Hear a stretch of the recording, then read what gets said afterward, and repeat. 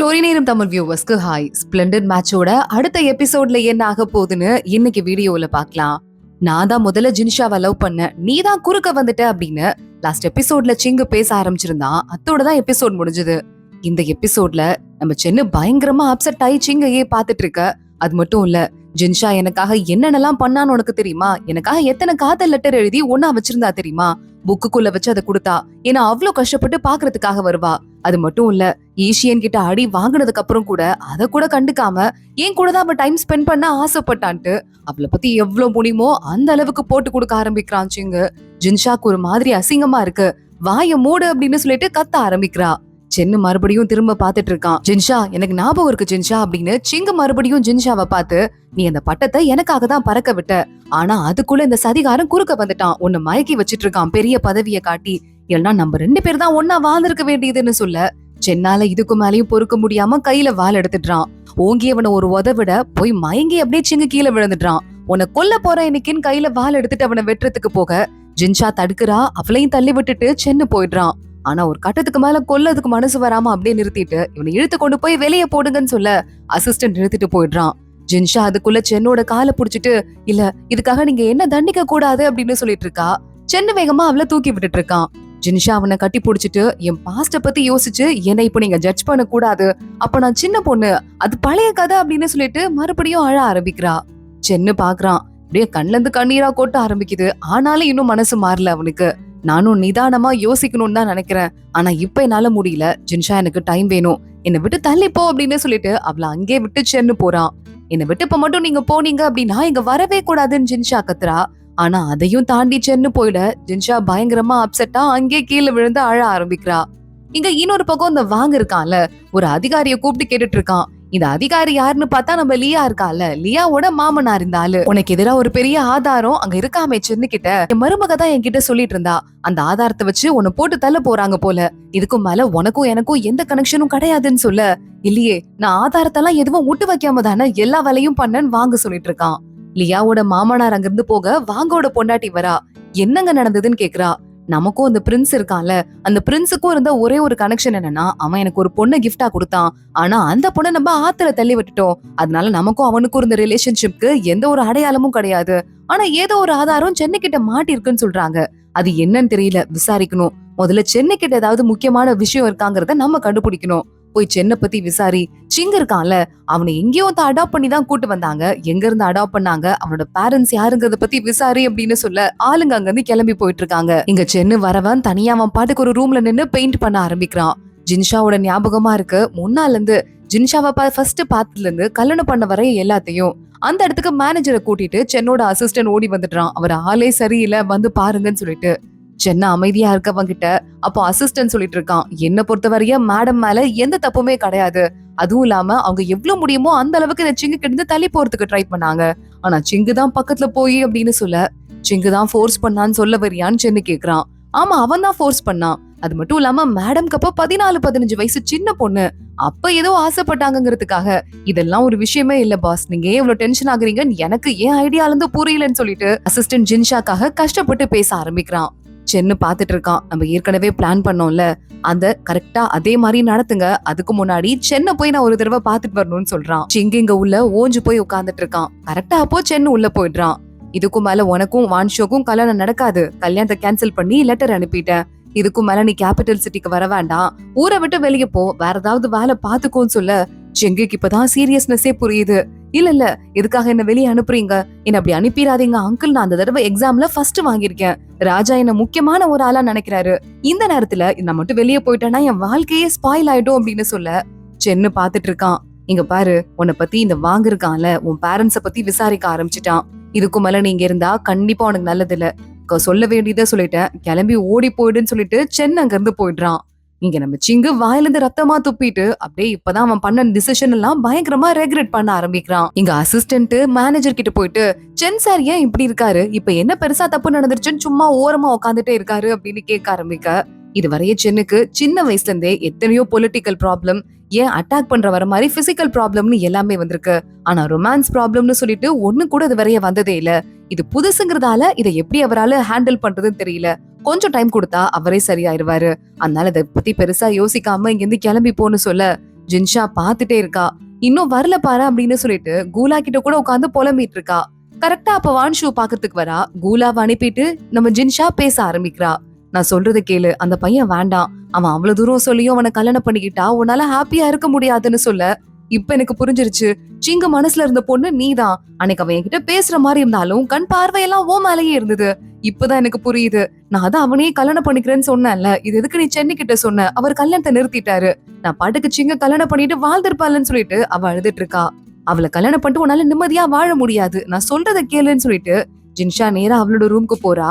நம்ம சென்னை எழுதி கொடுத்த டிவோர்ஸ் லெட்டர், கல்யாணத்துக்கு முன்னாடி எழுதி கொடுத்தான்ல, அது அங்க இருக்கு. அதை எடுக்கிறா. அதுல அவளோட பேர் எழுதி கை நாட்டை பிக்ஸ் பண்ணி, இதுக்கும் மேல என் கூட வாழ விருப்பம் இல்லைன்னா நான் தான் அவர் ஃப்ரீயா விடணும்னு சொல்லிட்டு அதை அனுப்பி விடுறா. வேலைக்கார பொண்ணு எதுக்கு இதை அனுப்புறீங்கன்னு கேட்க, இல்ல அவர் இதுக்கும் மேல கஷ்டப்படுத்த கூடாது, என் பாஸ்ட் அவருக்கு பிடிக்கல அப்படின்னா நான் தொந்தரவு பண்ண கூடாதுன்னு ஜின்ஷா சொல்லிட்டு இருக்கா. சென்னை வேகமா ஏதோ ஒய்ஃப் கிட்ட இருந்து லெட்டர் வந்திருக்குன்னு சொல்லிட்டு ஜின்ஷா மேல இப்ப அவ்வளவா கோவம் இல்ல போல, குறைஞ்சிருச்சு. லெட்டர் ஓபன் பண்ணி பாக்குறான். உள்ள பார்த்தா டிவோர்ஸ் பேப்பர் இருக்கு. அதுல அவளோட கை நாட்டு சைனு எல்லாமே இருக்கு. அதை பார்த்ததும் சென்னு பயங்கரமா ஷாக் ஆயிடுறான். சுத்தமா இதை அவன் எதிர்பார்க்கவே இல்ல. தனியா போய் நின்னுட்டு கண்ணுல இருந்து கண்ணீரா கொட்ட ஆரம்பிக்குது. அசிஸ்டன்ட் பாத்துட்டு இருக்கான். இவர் இந்த மாதிரிலாம் அழுது என் வாழ்க்கையிலே பார்த்தது இல்லையேன்னு சொல்லிட்டு யோசிக்க ஆரம்பிக்கிறான். ஆனா இதை பத்தியும் கண்டுக்காம நம்ம நினைச்சது பிளான் பண்ணபடியே நடக்கட்டும்னு சொல்லிட்டு சென்னு பாட்டுக்கு வண்டிக்குள்ள ஏறிடுறான். இங்க இன்னொரு பக்கம் இந்த எல்லாருக்கும் டீ பார்ட்டி கொடுக்கறதுக்கு ஏற்பாடு பண்ணியிருந்தால ஜின்ஷா, அந்த டீச்சரோட ஒய்ஃப் சொல்லியிருந்தாங்கன்னு. அந்த டீ பார்ட்டியே கூலாவோட அந்த புது ஹோட்டல்ல தான் நடக்குது. எல்லா லேடிஸும் வந்துட்டு உள்ள போறாங்க. கூலாவை பார்த்து வேலைக்கார பொண்ணு, சூப்பர் பிளான் பண்ணாங்க, இனிமே நம்ம ஹோட்டலுக்கு கெட்ட பேரே இருக்காது, எல்லா பெரிய லேடிஸும் இங்கதான் வராங்கிறதால கெட்ட பேர் இல்லாம எல்லாரும் நிம்மதியா வந்து சாப்பிடுவாங்க அப்படின்னு சொல்லிட்டு இருக்கா. லேடிஸ் எல்லாம் இப்ப உள்ள வந்துட்டு இருக்காங்க. சும்மா பேச ஆரம்பிக்கிறாங்க. ஜின்ஷா ஹாப்பியா இருக்கத பாத்துட்டு அந்த வாங்கோட பொண்டாட்டி, நீங்க சோகமா இருப்பீங்கன்னு நினைச்சேன், உங்க பெரியப்பாக்கு இப்பதான் வந்துட்டு ஆப்பு கிடைச்சிருக்கு, அப்பயும் ஹாப்பியா இருக்கீங்க, பரவாயில்லையே அப்படின்னு குத்தி காட்ட ஆரம்பிக்க, அவர் தப்பு பண்ணாரு, அவருக்கு ஆபத்து வந்துருச்சு, இதுக்கு நான் என்ன பண்ண முடியும்னு ஜின்ஷா சொல்றா.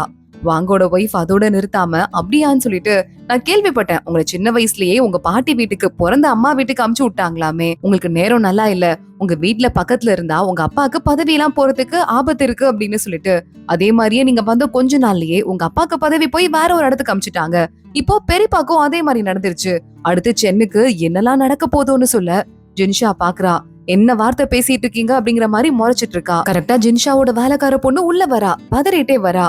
திடீர்னு என்ன ஆச்சுன்னு தெரியல. டிராவல் பண்ணி போயிட்டு இருக்கும் போது ரகசிய கூட்டம் சென்னோட டீமை அட்டாக் பண்ணிட்டாங்களாம். அவருக்கு அடிபட்டுருச்சான் அப்படின்னு சொல்ல, அப்பயும் வாங்கோட பொண்டாட்டி சும்மா இல்லாம, பாத்தீங்களா இப்பதான் வாய திறந்தேன், அதுக்குள்ள நடந்துருச்சு அப்படின்னு சொல்லிட்டு இருக்க. ஜின்ஷா வேகமா வாங்கோட ஒய்ஃப்க்கு ஒரு அறை விட்டுட்டு அவ கழுத்து பிடிச்சு நெரிச்சு, அவருக்கு மட்டும் ஏதாவது ஒண்ணு ஆச்சு, உன்னை சும்மா விட மாட்டேன்டி அப்படின்னு சொல்லிட்டு கத்திட்டே அங்க இருந்து ஓட ஆரம்பிக்கிறா. ஜின்ஷா நேரா வீட்டுக்குள்ள பதட்டத்தோட போறா. அங்க நம்ம சென்னோட அசிஸ்டன்ட் வரான். அவ கால்ல விழுந்து என்ன மன்னிச்சிருங்க, நான் தான் அவரை காப்பாத்திருக்கணும் அப்படின்னு சொல்லிட்டு இருக்கான். அவனுக்கே ரொம்ப அடிபட்டு இருக்கு. நேரா ஜின்ஷா உள்ள வரா. பார்த்தா நம்ம சென்னோட அம்மா அப்புறமா அண்ணி எல்லாரும் உள்ள நின்னுட்டு இருக்காங்க. அடிபட்டு படுத்த படுக்கையா சென்னு இருக்கான். அங்க அவ வந்துட்டு பக்கத்துல இருந்து அழுதுட்டு இருக்கா. அத பாத்துட்டு, அவ பாத்துக்குவா, நம்ம கொஞ்ச நேரம் வெளியே போலாம் அப்படின்னு அண்ணி கூட்டு போயிடுறா.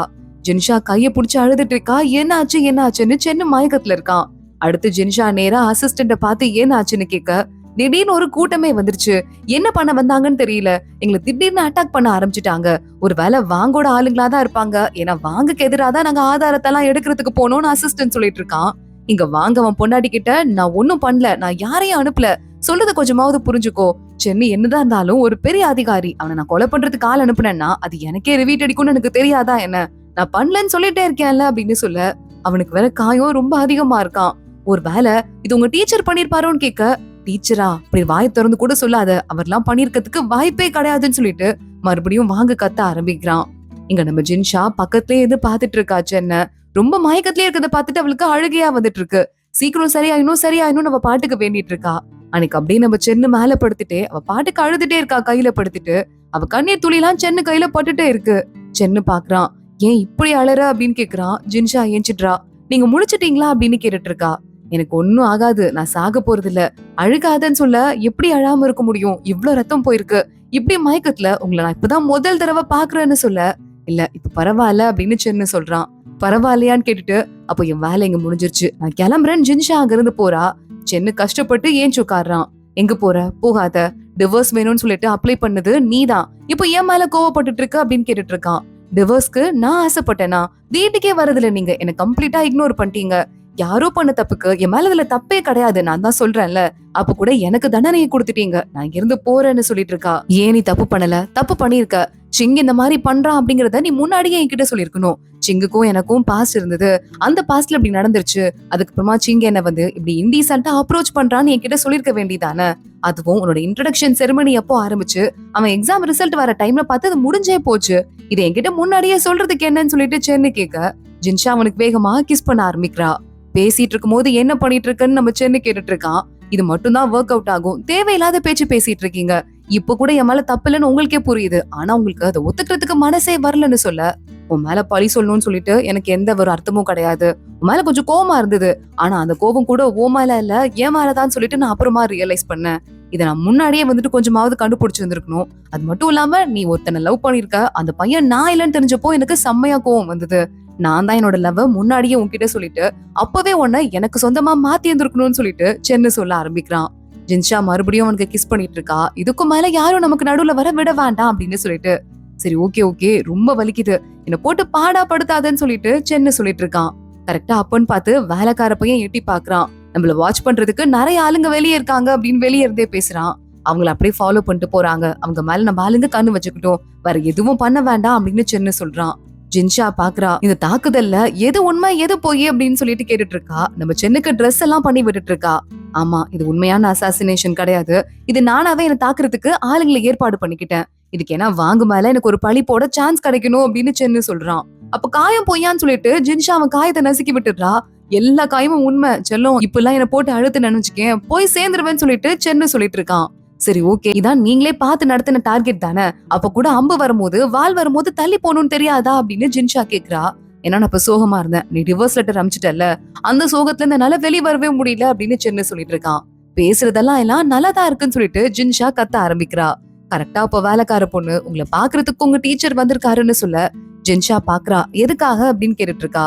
கண்டிப்பா வாங்க கிட்ட மன்னிச்சு விட சொல்லி என்கிட்ட கேக்குறதுக்கு தான் வந்திருப்பாரு, வரட்டும் அப்படின்னு சென்னு உள்ள வர சொல்றான். மாஸ்டர் சந்தேகப்பட்டு ஒரு டாக்டரையும் கூட கூட்டு வந்திருக்காரு. அந்த டாக்டர் பாத்துட்டு இதயத்துக்கிட்ட பக்கத்துல இன்னும் 1 இன்ச் மேல பட்டிருந்தா கூட சென்னை உயிரோட பாத்திருக்க முடியாது, காயம் ரொம்ப ஆழமா இருக்குங்க, ஆனா ட்ரீட்மெண்ட் கரெக்டா தான் இருக்குன்னு சொல்ல, சரி சரி போங்க போங்க வெளியே அப்படின்னு டீச்சர் அமிச்சிட்டு சென்னு பக்கத்துல வந்து உட்கார்றாரு. நீ யாருப்பா அதை பண்ணிருப்பாங்கன்னு நினைக்கிற அப்படின்னு கேக்குறாரு. எனக்கு தெரிஞ்சு வாங்க இப்படி பண்ணிருக்கிறதுக்கு தான் வாய்ப்பு இருக்கு அப்படின்னு சென்னு எதை நினைச்சிட்டு இருந்தானோ அதை அப்படியே சொல்றான். இல்லப்பா, வாங்க இப்படி பண்றதுக்கு வாய்ப்பே கிடையாது, அதனால தேவையில்லாம இந்த விஷயத்த பத்தி பெருசு பண்ணாம இதை இப்படியே விடுறதுதான் நல்லது அப்படின்னு அடுத்தடுத்து பேச ஆரம்பிக்க, இல்ல அன்னைக்கு என்ன வந்து அட்டாக் பண்றதுக்கு ஆளுங்க வந்தாங்கல்ல, அவங்கள பத்தி விசாரிக்கிறதுக்கு நிறைய பேர் போனாங்க. அதுல சில பேரு வாங்கோட ஸ்டூடெண்ட்ஸ் தான் அந்த ஆளுங்களை அமுச்சு விட்டுருக்காங்க, மீறி இருக்கிற ஆளுங்களெல்லாம் யாரோட ஸ்டூடெண்ட்ஸ் அமைச்சிருக்காங்க, மாஸ்டர் உங்க ஸ்டூடெண்ட்ஸ் தான் அப்படின்னு சொல்ல, உடனே டீச்சர் பாக்குறாரு, ஷாக் ஆயிடுறாரு.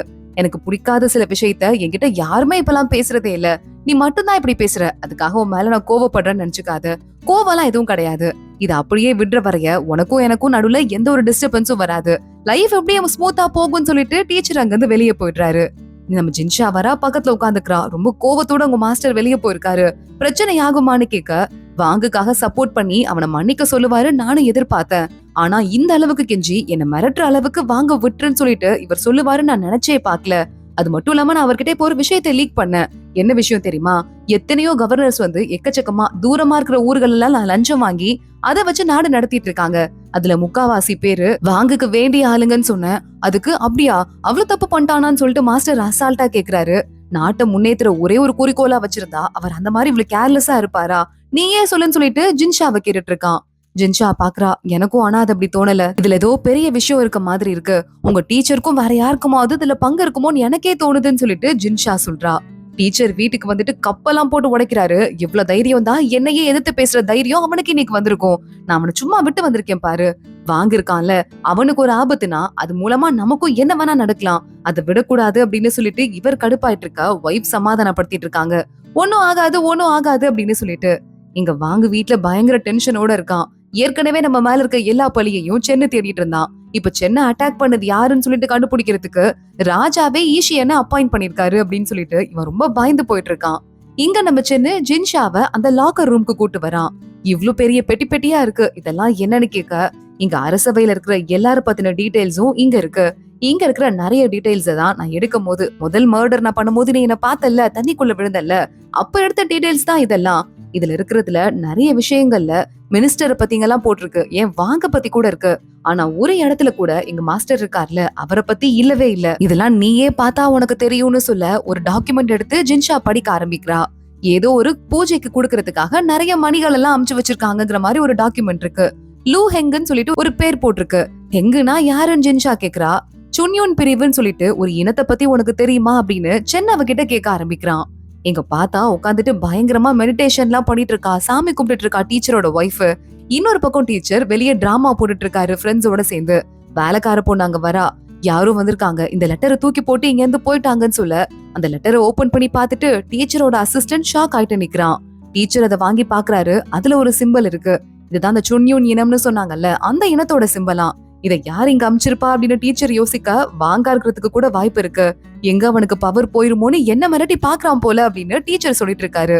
டீச்சரோட வைஃப் அவன் அப்படிலாம் பண்ணுவான்னு நினைச்சிட்டு இருக்கீங்களான்னு கேட்க, ஆமா, ஈஷியன் விசாரிக்கிறதுக்கு போயிருக்கான், அதனால பயத்துல அவன் என்ன வேணா பண்ணுவான் போல அப்படின்னு டீச்சர் சொல்றாரு. ஆனா இங்க பார்த்தா அந்த வாங்கிருக்கான்ல, ஊரை விட்டு ஓடி போறதுக்கு ரெடி ஆயிட்டு எல்லா திங்ஸையும் ரகசியமா பேக் பண்ணிட்டு இருக்கான்.